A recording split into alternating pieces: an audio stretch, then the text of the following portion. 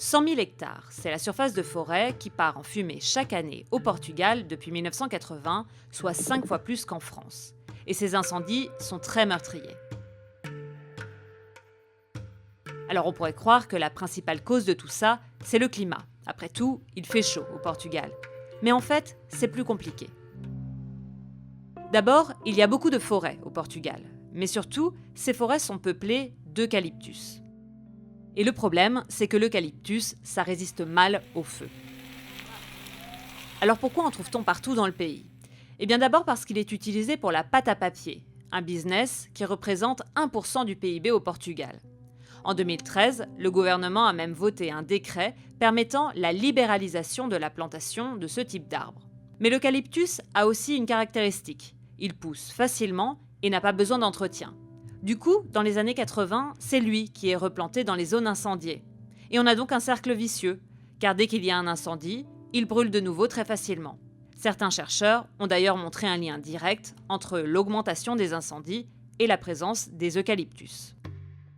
Mais si les forêts portugaises brûlent facilement, c'est aussi souvent car elles sont mal entretenues et trop proches des maisons.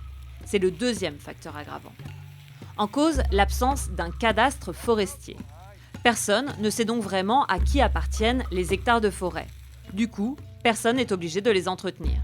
Et quand on sait que 85 à 90% des forêts portugaises sont privées, cela fait beaucoup d'hectares laissés potentiellement à l'abandon.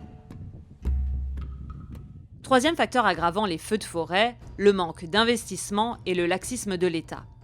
Depuis la crise économique au Portugal, le pays a clairement resserré la vis. Conséquence, il n'y a plus vraiment de politique forestière publique. À titre d'exemple, le plan de lutte contre les incendies n'avait, l'été 2017, pas été révisé depuis 4 ans au lieu de 2. Et il n'existe pas non plus de météorologues experts pour prévenir et lutter contre les incendies. Alors, face aux critiques, la ministre de l'Intérieur a d'ailleurs démissionné du gouvernement le 18 octobre. Enfin, dernier facteur, le manque de moyens humains et matériels.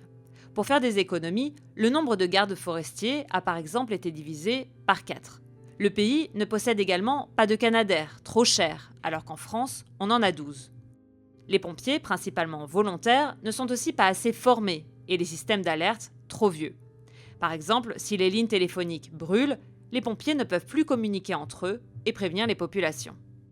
Pour tenter de résoudre le problème, en juillet 2017, le Parlement portugais a adopté 3 textes de loi dans le cadre d'une réforme des forêts.